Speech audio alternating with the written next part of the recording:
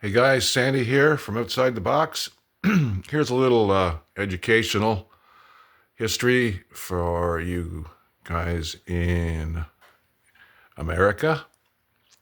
This is how, in the 60s, how a lot of things got started and misinformation, which is pretty much what you see today, a little more sophisticated, but have a listen. Maybe it'll help you understand what the hell's going on.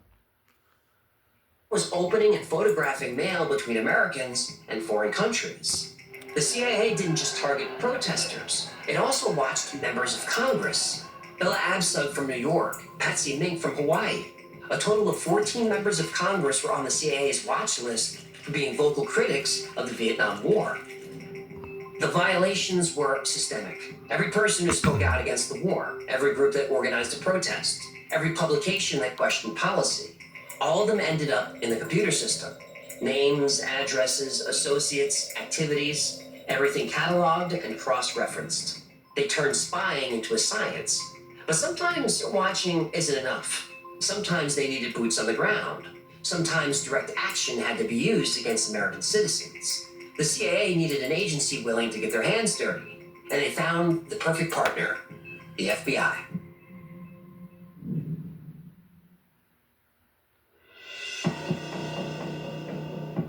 When it came to crushing Americans' First Amendment rights, the CIA and the FBI were perfect partners. The CIA surveilled dissent, and the FBI dismantled it.